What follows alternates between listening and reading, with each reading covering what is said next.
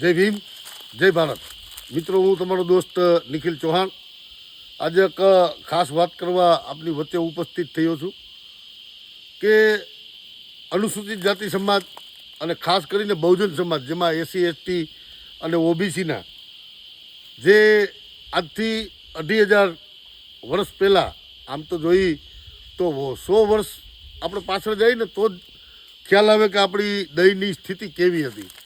પરંતુ આજે જે મહામાનવોના બલિદાન, એના ત્યાગ, એના સંઘર્ષને કારણે આ વર્ગ છે એ પોતાની જાતને નેતા સમજવા માંડ્યો છે.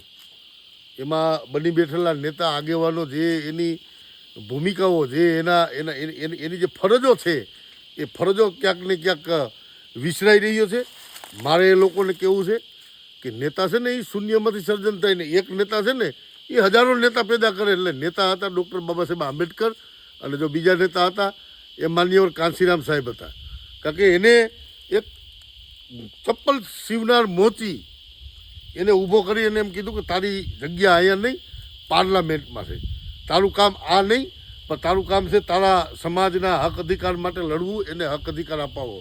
એટલે તમને કોઈને મગજમાં હોય તો એ કાઢી નાખજો. નેતા અને એ રાષ્ટ્રીય ફલક ઉપર નેતા થવું ને એ તો માનનીય કાંશીરામ સાહેબ અને બાબા સાહેબ જ છે. બાકી આ દુનિયામાં કોઈ એવો નેતા પેદા નથી થયો અને થવાના નહીં. તમે એક એમ કહેવાય કે એક નાનું એવું તણખલું છો જે ડૉક્ટર બાબા સાહેબ આંબેડકરે તમને અધિકાર આપ્યો ને, એમાં અત્યારે સમાજની ચાપલુસી કરો છો, નેતાગીરી નહીં. સમાજનો હક અધિકારની વાત તો તમે ક્યાંક તમારા મોઢે સાંભળવાનું તો નહીં આવ્યું, પણ તમને ખુદને કોઈ દી વિચાર નહીં આવતો હોય.